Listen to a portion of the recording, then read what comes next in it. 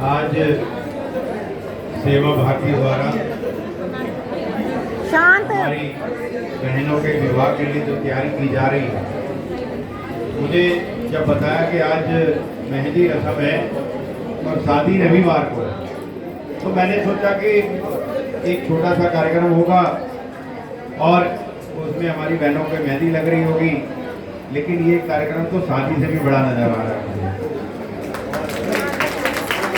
मैं सेवा भारती के सभी पदाधिकारियों का बहुत हृदय से आभार व्यक्त करता हूं, क्योंकि नाम से ही आपको लगता होगा कि सेवा भारती यानी कि सेवा। और मैं दिल्ली के बहुत सारी बस्तियों में जाता हूं, सेवा बस्तियों में, और वहां पर मैं देखता हूं कि हर जगह, चाहे वो टीचिंग का काम सिखा रहे हो, टेलरिंग का काम सिखा रहे हो, या ब्यूटिशियन का कोर्स करा रहे हो, या कोई ना कोई वोकेशनल ट्रेनिंग चल रही है जिससे कि इंसान को एक काम करने वाला बना सके। और सेवा भारती पिछले कई वर्षों से लगातार दिल्ली के लोगों की सेवा बस्तियों में एक अच्छा और बेहतर इंसान बनाने के लिए काम कर रही है।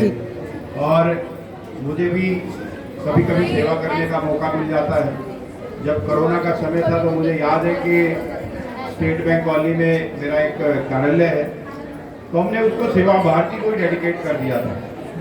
और उस वक्त हजारों लोगों को कोरोना के अंदर वहीं से फ्री में राशन देना, भंडारे लगाना, जबकि वहाँ पर कई हमारे जो संघ के अधिकारी भी आते थे, कुछ लोगों को तो कोरोना भी हो गया था, लेकिन उसके बावजूद भी वो सेंटर चलता रहा।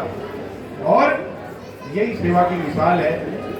मैं आपने मुझे इस पुनीत अवसर पर आने का मौका दिया, और ये कहते हैं कि जो कन्यादान है, इससे बड़ा कोई दान इस दुनिया में कोई है नहीं। और सेवा भारती को ये मौका मिलता है कि जिसमें मैं देखता हूँ, जब भी मैं जाता हूँ तो बड़े से बड़े घर में भी ऐसी शादियाँ नहीं होती जहाँ पर इतनी चहल पहल होती है, इतने लोग खुश होकर।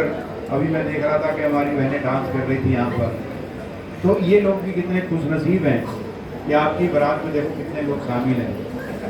एक विधायक, काउंसलर, बड़े बड़े हमारे संघ के अधिकारी, हमारे मंडल अध्यक्ष, सभी भारतीय जनता पार्टी के, सेवा भारती के सब लोग यहाँ पर शामिल हैं।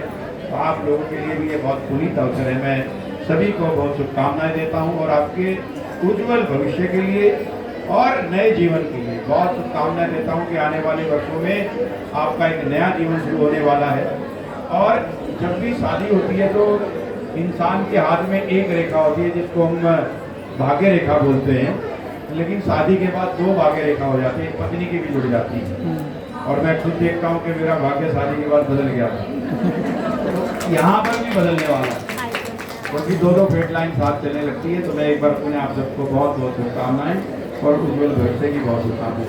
नमस्कार। भारत माता की जय।